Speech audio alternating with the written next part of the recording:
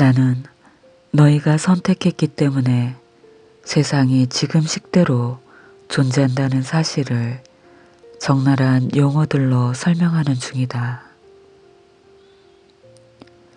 너희는 너희의 환경을 체계적으로 파괴하면서 이른바 자연재해들을 신의 잔혹한 장난이나 자연의 냉혹한 법칙을 보여주는 증거로 들이대고 있다. 장난을 쳐온 쪽은 너희이고 잔혹한 쪽은 바로 너희의 법칙이다. 어떤 것도 다른 어떤 것도 자연보다 더 온화하지는 않다. 그리고 어떤 것도 다른 어떤 것도 인간보다 더 자연에 잔혹하게 대하지 않는다. 그런데도 너희는 여기에 절대 말려들지 않으려고 옆으로 비켜선다. 모든 책임을 부정한다. 너희는 그것이 자신의 잘못이 아니라고 말하는데 이 점에서는 너희가 옳다. 그건 잘잘못의 문제가 아니다. 그것은 선택의 문제이다. 너희는 내일이라도 열대우림의 파괴를 끝내는 쪽을 선택할 수 있다. 너희는 너희 행성 위를 떠도는 오존층의 고갈을 그만두는 쪽을 선택할 수 있다. 너희는 너희 지구의 정교한 생태계에 대한 쉼없는 공격을 멈추는 쪽을 선택할 수 있다. 너희는 눈송이를 다시 엉기게 하거나 혹은 적어도 그것이 가차없이 녹는 걸 중단시키려고 애쓸 수 있다. 하지만 과연 너희가 그렇게 할까? 마찬가지로 너희는 내일 당장 모든 전쟁을 끝낼 수 있다.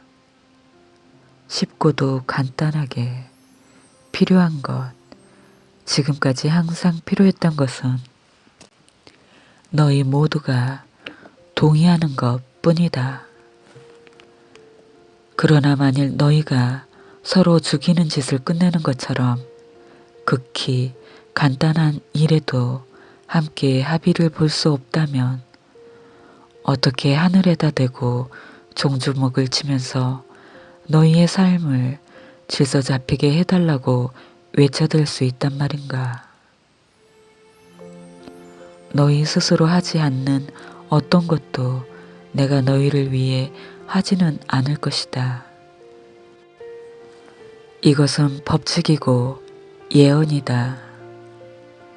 세상이 지금 상태대로 존재하는 것은 너희 때문이고 너희가 내린 선택들 때문이다. 혹은 너희가 선택하지 않았기 때문이다. 결정하지 않는 것도 결정하는 것이다. 지구가 지금 모습대로 존재하는 것도 너희 때문이고 너희가 내린 선택들 때문이다. 혹은 너희가 선택하지 않았기 때문이다. 너희의 삶이 지금 방식대로인 것도 너희 때문이고 너희가 내린 선택들 때문이다. 혹은 너희가 선택하지 않았기 때문이다. 하지만 사람들은 이렇게 말할 겁니다. 저는 그따위 트럭에 치이길 선택하지 않았습니다. 저는 그 강도에게 습격당하거나 그런 미치광이에게 강간당하길 선택하지 않았습니다. 세상에는 이렇게 말할 사람들도 있기 마련입니다. 너희 모두가 도둑의 마음속에 훔치려는 욕구, 즉 감지된 필요를 만들어낸 상황의 원인 제공자들이다. 너희 모두가 강간을 가능케 하는 의식을 창조했다. 너희가 자신에게서 범죄를 일으킨 이런 면을 볼 때에야 비로소 너희는 그런 범죄가 일어나는 상황을 치유할 수 있다. 굶주린 사람들에게 먹을 걸 주고 가난한 사람들에게 존엄성을 부여하라. 운 나쁜 사람들에게 기회를 줘라. 더 나은 내일이라는 사소한 약속으로 대중을 움츠러들게 하고 화나게 만드는 편견을 끝장내라. 성 에너지에 대한 무의미한 금기와 억압들을 치워버려라. 그보다는 성 에너지의 경위를 진실로 이해할 수 있게, 그것이 자연스럽게 흐를 수 있게 사람들을 도와주어라. 그러면 너희는 강도와 강간을 영원히 종식시키는 사회로 나아가는 긴 여정에 들어설 것이다. 모퉁이에서 느닷없이 트럭이 튀어나오고 하늘에서 벽돌이 떨어지는 이른바 사고란 것에 대해서는 그런 개개 사건을 더 큰 모자이크의 작은 일부로 받아들이는 법을 배워라. 너희는 자신을 구원하려는 각자의 계획을 실행하고자 이곳에 왔다. 그러나 구원이라는 게 악마의 함정에서 벗어난다는 뜻은 아니다. 악마 같은 건 결코 없으며 지옥은 존재하지 않는다. 너희는 실현되지 않음이라는 망각의 늪에서 자신을 구해내고 있는 것이다. 너희는 이 싸움에서 패배할 수 없다. 너희는 실패할 수 없다. 그러므로 그것은 결코 싸움이 아니다. 그저 하나의 과정일 뿐이다. 그러나 이 점을 알지 못하면 너희는 그것을 끊임없는 투쟁으로 볼 것이다. 너희는 그 투쟁을 둘러싸고 웬만한 종교 하나를 창조해내기에 족할 만큼 오랫도록 그 투쟁을 신봉할 수도 있다. 이런 종교는 투쟁이 모든 것의 핵심이라 가르칠 것이다. 그 가르침은 틀렸다. 그 과정을 진행시키는 것은 투쟁이 아니다. 오히려 승리는 지는 데서 얻어진다. 사고는 그것이 일어나기 때문에 일어난다. 사고란 삶의 특정 요소들이 특정한 방식으로 특정한 시간에 특정한 결과들, 너희가 나름의 이유로 불운이라 부르기로 선택한 결과들을 가지고 함께 모여든 것이다. 그러나 사고는 전혀 불운이 아닐 수도 있다. 너희 영혼이 나아갈 일정이란 면에서 보면 내가 너희에게 말하노니 우연의 일치란 없으며 어떤 일도 우연히 일어나지는 않는다. 각각의 사건이나 모험은 참된 자신을 창조하고 체험하기 위해서 너희 스스로 불러들인 것이다. 모든 참된 성각자는 이것을 알고 있다. 신비주의 성각자들이 최악의 체험들, 너희가 규정하는 식대로 하면 그러한 최악의 체험들에 직면해서도 흔들리지 않는 게 바로 이 때문이다. 기독교의 위대한 성각자들은 이 점을 이해하고 있다. 그들은 예수가 십자가에 못 박히면서도 동요하지 않았고 오히려 그것을 원했다는 걸 알고 있다. 예수는 달아날 수도 있었지만 그렇게 하지 않았다. 그는 어떤 시점에서 그 과정을 중단시킬 수도 있었다. 그에게는 그럴 힘이 있었다. 하지만 그는 그렇게 하지 않았다. 그는 스스로 인간의 영원한 구원의 상징이 되기 위해 십자가에 못 박히는 걸 허용했다. 그는 내가 어떤 일을 할 수 있는지 보아라. 무엇이 진실인지 잘 보라. 그리고 너희 역시 이런 일을, 아니 이보다 더한 일들도 할 수 있다는 걸 깨달아라. 그러기에 내가 너희가 바로 신이라 하지 않았더냐. 그런데도 너희는 믿지 않는다. 너희가 정 자신을 믿지 못하겠다면 나를 믿으라고 말했다. 예수의 연민은 그토록 커서 모두가 다 하늘나라 자기 실현에 이를 수 있게끔 세상에 강력한 충격을 줄 수 있는 방법을 정했고, 다른 방법이 전혀 없다면 자기를 써서 그렇게 해달라고 청했다. 그는 불행과 죽음을 굴복시켰기에 드디어 그 방법을 창조할 수 있었다. 그리고 너희 역시 그렇게 할 수 있다. 예수의 가장 큰 가르침은 너희가 앞으로 영원한 삶을 누리리란 것이 아니라 바로 지금 누리고 있다는 것이었으며, 너희가 앞으로 신과 형제가 되리란 것이 아니라 바로 지금 그렇게 되고 있다는 것이었고, 앞으로 너희가 구하는 건 뭐든지 갖게 되리란 것이 아니라 바로 지금 그렇게 하고 있다는 것이었다. 이것을 아는 게 너에게 필요한 전부다.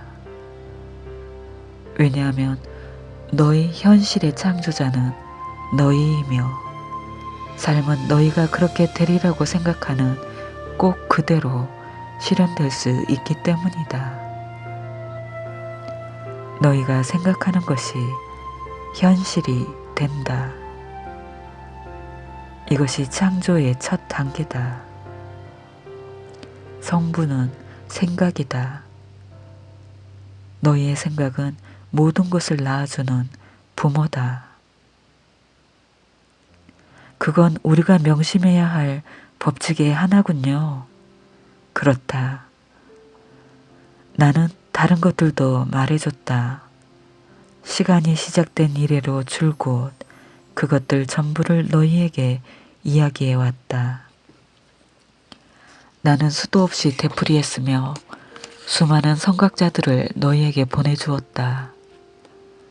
너희는 내가 보낸 선각자들의 이야기를 귀담아 듣지 않는다. 너희는 그들을 죽인다. 하지만 왜죠? 왜 우리는 우리 중 가장 거룩한 이들을 죽일까요? 우리는 그들을 죽이거나 욕되게 합니다. 그건 같은 행동이겠죠. 하지만 왜 그렇게 하는 거죠? 나를 부정하고자 하는 너희의 모든 생각에 그들이 맞서기 때문이다. 그리고 너희 자신을 부정하자면 너희는 나를 부정할 수밖에 없다. 어째서 저희는 당신이나 우리 자신을 부정하고 싶어 할까요? 두려워하기 때문이다. 그리고 내 약속들이 너무나 훌륭해서 도저히 믿어지지 않기 때문이며, 가장 위대한 진리를 받아들일 수 없기 때문이다. 그리하여 너희는 사랑과 권능과 수용보다는 두려움과 의존과 편협함을 가르치는 영성으로 자신을 축소해야 한다. 너희는 두려움으로 가득 차 있다. 그리고 너희의 가장 큰 두려움은 내 가장 큰 약속이 인생의 가장 큰 거짓말일지도 모른다는 것이다. 그리하여 너희는 자신을 지킬 수 있는 가장 큰 환상을 창조해낸다.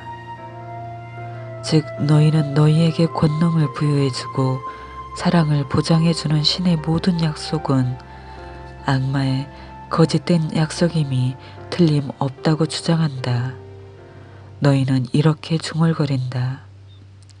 신은 결코 그런 약속을 하지 않을 거라고. 두렵고 심판하고 질투하고 복수하고 벌주는 실체 중에 실체로서의 신의 참 면모를 부정하게끔 너희를 유혹하려는 건 오직 악마뿐이라고.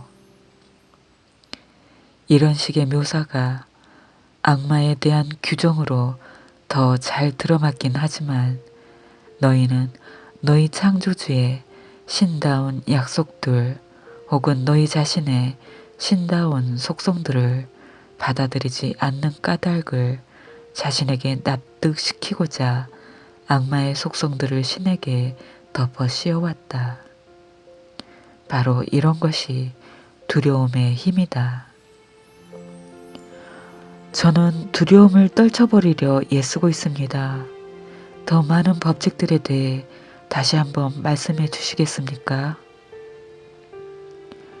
너희는 자신이 상상하는 건 무엇이든 될 수 있고 무엇이든 가질 수 있다는 게 첫 번째 법칙이다. 두 번째 법칙은 너희는 두려워하는 걸 끌어당긴다는 것이다. 왜 그런가요? 감정은 끌어당기는 힘이다. 너희는 크게 두려워하는 걸 체험할 것이다. 너희가 열등한 생명체로 간주하는 동물들도 너희가 자기들을 두려워하면 당장 그것을 안다. 너희가 더 한층 열등한 생명체로 간주하는 식물들도 전혀 관심이 없는 사람들보다 자기네를 아껴주는 사람들에게 훨씬 더 잘 반응한다. 이 중 어떤 것도 우연의 일치가 아니다. 우주에는 어떤 우연의 일치도 없다.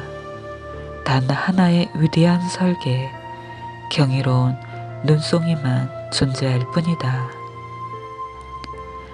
감정은 움직이는 에너지다. 너희가 에너지를 움직이면 결과가 창조된다. 만일 너희가 그만큼 충분한 에너지를 움직이면 너희는 물질을 창조한다. 물질은 옹축된 에너지다. 둥글게 모아졌다가 함께 떠밀린 에너지. 만일 특정한 방식으로 충분히 오랫동안 에너지를 조작한다면 너희는 물질을 얻을 수 있다. 성각자들은 모두 이 법칙을 이해하고 있다. 그것이 우주의 연금술이다. 그것이 모든 생명의 비밀이다. 생각은 순수 에너지다. 너희가 갖고 있고 일찍이 가졌으며 앞으로 가질 모든 생각에는 창조하는 힘이 있다. 너희의 생각 에너지는 영원히 죽지 않는다. 영원히. 그것은 너희라는 존재와 머리를 벗어나 우주 속으로 영원히 퍼져나간다. 생각은 영원하다. 모든 생각은 모여든다. 즉, 모든 생각은 엄청나게 복잡한 에너지의 미로 속에서 서로 교차하면서 형언할 수 없을 만큼 아름답고 믿을 수 없을 만큼 복잡하면서도 끊임없이 변화하는 무늬를 이루면서 다른 생각들과 만난다. 비슷한 에너지는 비슷한 에너지를 끌어당긴다. 그렇게 해서 비슷한 종류의 에너지 덩어리들을 이룬다. 충분히 비슷한 덩어리들이 교차하여 서로 부딪힐 때 그들은 서로 달라붙는다. 그러므로 물질을 형성하려면 서로 달라붙는 믿기지 않을 만큼 엄청난 양의 비슷한 에너지가 필요하다. 물질은 이런 순수 에너지에서 형성된다. 사실 물질이 형성될 수 있는 건 이 길뿐이다. 일단 에너지가 물질이 되면 그것은 아주 오랫동안 물질로 남아있는다. 대립하는, 즉 닮지 않는 에너지가 형성되어 그 구조가 무너지지 않는 동안은 물질에 작용하는 이 닮지 않은 에너지는 물질을 이루고 있던 원래 에너지를 방출하면서 사실상 그 물질을 해체한다. 이것이 바로 너희의 원자폭탄 뒤에 있는 기초 이론이다. 아인슈타인은 그 전에 또는 그 후에 어떤 사람보다도 우주의 창조 비밀에 가깝게 접근하여 그것을 발견하고 설명하고 적용한 사람이다. 이제 비슷한 마음을 가진 사람들이 함께 일하면 어떻게 마음에 드는 현실을 창조할 수 있는지 더 잘 이해하게 되었을 것이다. 단 두세 사람이라도 내 이름으로 모이는 곳에는 이러한 구절도 훨씬 더 의미심장해졌을 테고. 마태복음 18장 20절. 전체 사회가 특정한 방식으로 생각할 때 놀라운 일들, 그 일들이 하나같이 바람직하지는 않겠지만 그 놀라운 일들이 그토록 자주 벌어지는 건 당연한 일이다. 예컨대 두려움 속에서 사는 사회는 실제로 또 불가피하게 그 사회가 가장 두려워하는 형식으로 가장 두려워하는 것을 만들어내는 일이 무척 자주 있다. 비슷하게 대규모 공동체들이나 집단들은 종종 결합된 생각 혹은 일부 사람들이 공동 기도라 부르는 곳으로 기적을 일으키는 힘을 찾아낸다. 그래서 개인의 생각 혹은 기도, 소망, 바람, 꿈, 두려움이 놀랄만큼 강하다면 개인들 역시 당연히 그런 결과들을 빚어낼 수 있다. 예수는 일상적으로 이런 일을 했다.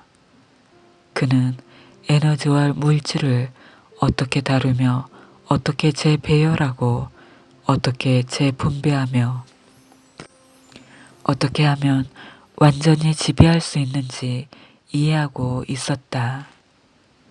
대다수 선각자들 역시 이것을 알고 있었다. 지금은 많은 사람들이 이것을 알고 있다. 너 역시 이것을 알 수 있다. 지금 당장이라도. 이것이 바로 아담과 이브가 함께 나눈 선악에 관한 지식이다.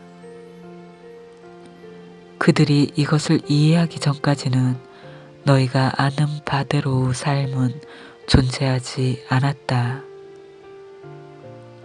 너희가 최초의 남자, 최초의 여자를 나타내기 위해 붙인 가공의 이름들인 아담과 이브는 인간 체험의 아버지 어머니였다. 아담의 타락으로 표현되어 온 것은 사실은 아담의 상승이었다. 이것은 인류사에서 가장 위대한 단일 사건이었다. 왜냐하면 그 사건이 없었다면 상대에게는 존재하지 않았을 것이기 때문이다. 아담과 이브의 행동은 문제가 아니라 사실은 최초의 축복이었다. 너희는 아담과 이브가 인류 최초로 잘못된 선택을 했기 때문에 선택 자체를 할 수 있게 해줬다는 점에서 그들에게 진심으로 감사해야 한다. 너희 신하는 여기서 이브를 나쁜 사람, 즉 선악의 지식을 아는 열매를 따먹고 아담을 몰래 깨어내 함께 그 짓을 하게 만든 욥으로 설정했다. 신하의 이런 상황 설정에 힘입어 그때 이후로 계속 너희는 남성이 타락한 것이 여성이라는 설정을 해왔다. 그로 인해 성에 대한 왜곡된 관점과 혼란은 말할 것도 없고 온갖 종류의 비뚤어진 현실이 생겨났다. 너희는 어떻게 그렇게 나쁜 것에 그렇게 좋은 감정을 품을 수 있는가? 너희가 가장 두려워하는 것이 너희를 가장 크게 괴롭힐 것이다. 두려움은 자석처럼 그것을 너희에게 끌어다 줄 것이다.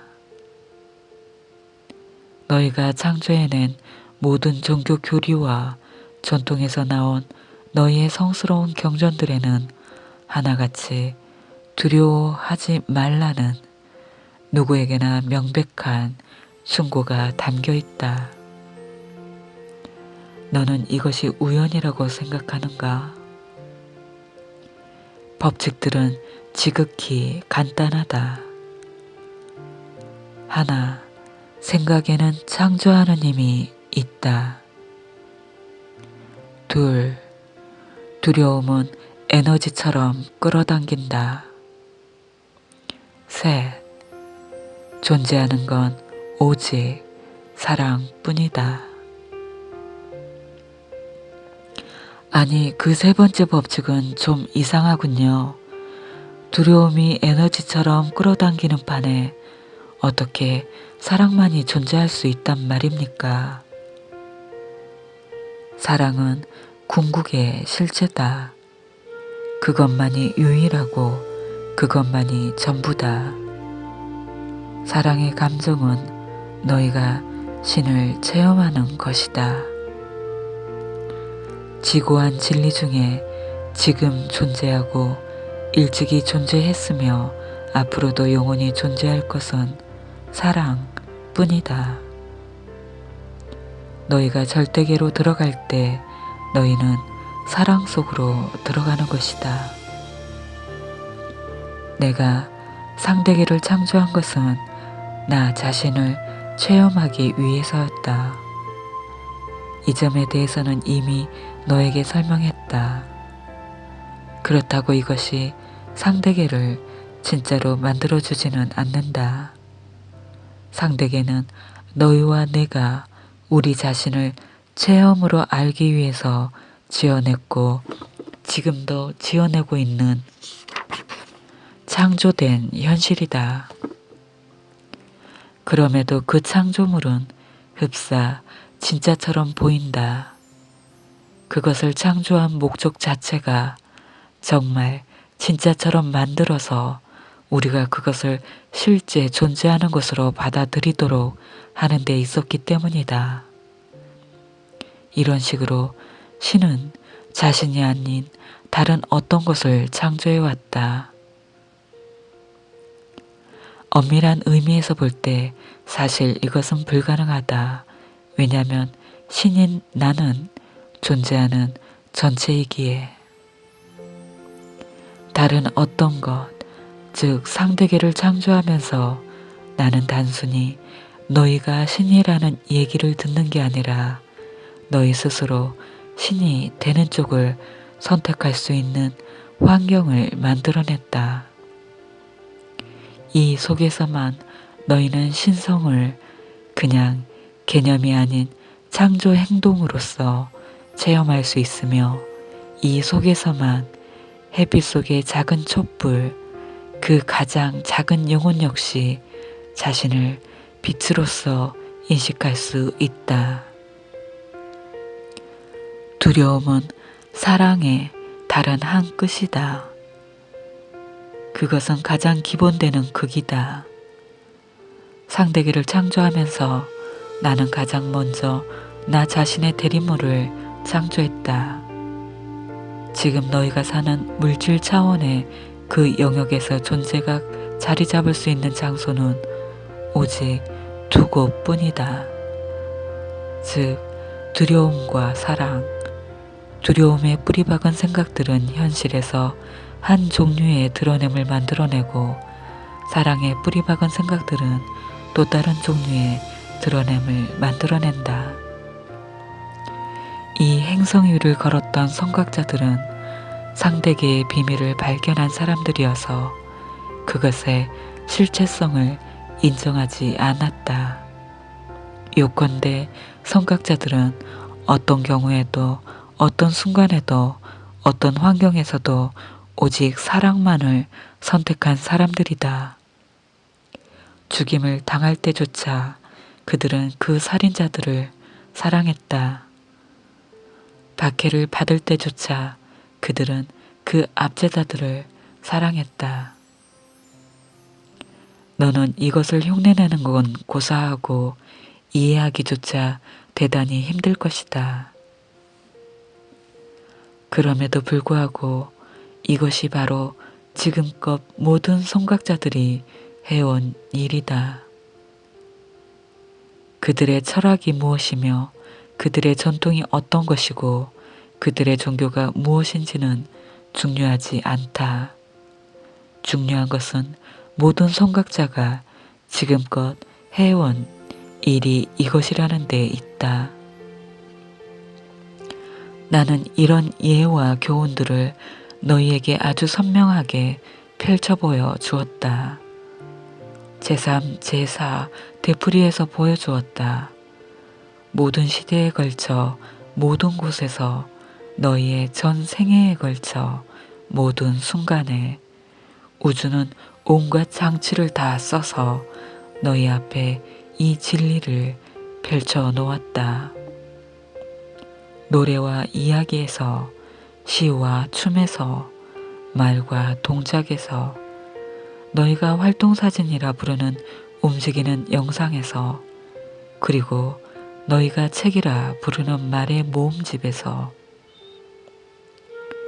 그 진리는 가장 높은 산정에서 터져나왔고 가장 낮은 골짜기에서도 그 진리의 속삭임을 들을 수 있었다. 사랑만이 모든 것의 해답이라는 이 진리는 인간 체험의 모든 회랑을 지나 길게 길게 울려 퍼졌다. 그러나 너희는 귀담아 듣지 않았다. 이제 너는 이 책으로 다가와 신이 무수히 많은 방식으로 셀 수 없을 만큼 많이 너희에게 말해준 것을 또다시 묻고 있다. 그래도 나는 여기 이 책의 문맥 속에서 다시 한번 말해 주겠노라. 이제는 귀담아 듣겠는가? 진실로 듣겠는가? 너는 무엇이 너를 이 자료로 데려왔다고 생각하는가? 너는 어떻게 해서 이 자료를 지니게 되었는가? 너는 네가 뭘 하고 있는지 내가 모르리라고 생각하는가? 우주에는 어떤 우연의 일치도 존재하지 않는다. 나는 네 마음이 울부짖는 걸 들어왔다. 나는 너의 영혼이 찾아 헤매는 걸 봐왔다. 나는 네가 얼마나 간절히 진리를 바랐는지 안다. 너는 고통 속에서 그것을 달라고 소리쳤으며 기쁨 중에도 소리쳤다. 너는 끝없이 내게 간청해왔다.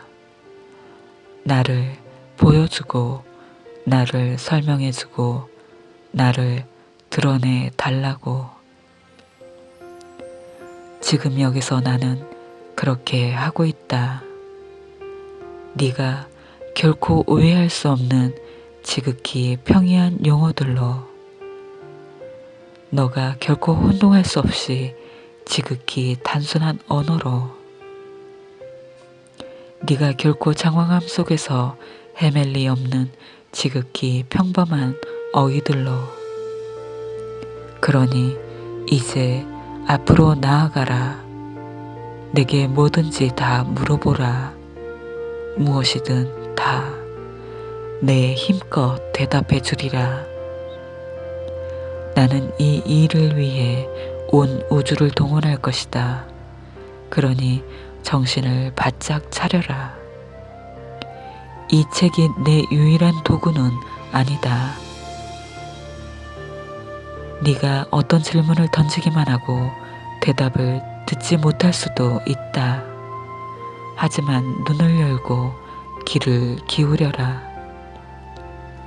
네가 듣는 노랫말과 네가 읽는 다음번 신문 기사와 네가 보는 다음번 영화의 줄거리와 네가 만나는 다음번 사람의 우연한 중얼거림에 혹은 너의 귀를 간지럽히는 다음번 강과 바다와 바람의 속삭임에 이 모든 장치가 다 내 것이다. 이 모든 길이 다 내게로 열려 있다. 너가 귀담아 듣는다면 나는 너에게 말할 것이며 네가 나를 초대하면 나는 너에게 갈 것이다. 그러면 내가 언제나 그 자리에 있다는 걸 너에게 보여주리라. 모든 방법으로